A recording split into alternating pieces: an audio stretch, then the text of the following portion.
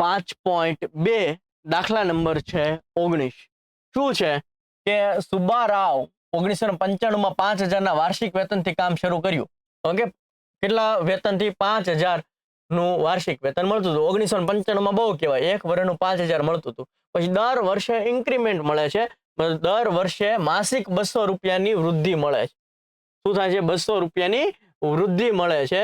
તો 200 વૃદ્ધિ મળે, પહેલા 5,000 હતું, પછી 200 વધી ગયું, 5,000 માં 200 વધ્યું એટલે 5200, પછીના વર્ષે પાછું 200 વધ્યું એટલે 5400. આવી રીતના વધતું કેટલામાં વર્ષે એનું વેતન 7,000 થઈ જશે.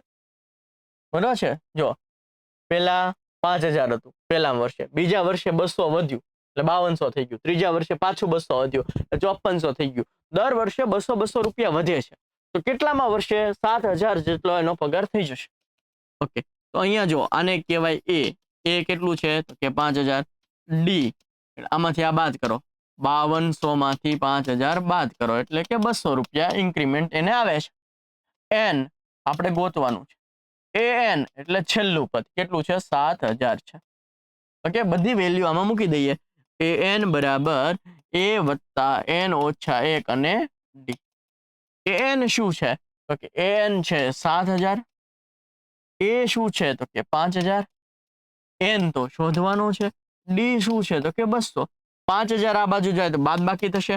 7,000 ઓછા 5,000 એટલે કેટલા થશે? 2,000 થઈ જશે. 7,000 ઓછા 5,000 એટલે 2,000 થઈ જશે. એન ઓછા 1 અને 200. અહીંયાથી આ બે મીંડા કેન્સલ. 2 દાન 20 એટલે 10 બરાબર એન ઓછા 1. ઓછા 1 આ બાજુ જશે તો વત્તા 1 થઈ જશે એટલે 10 ને 1 11 થઈ જશે.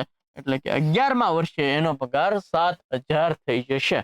ઓકે, મજા આવતી હોય તો લાઈક, શેર, સબસ્ક્રાઇબ કરવાનું ભૂલતા નહીં. મળીએ છીએ નેક્સ્ટ દાખલા સાથે. ત્યાં સુધી જય હિન્દ, જય ભારત.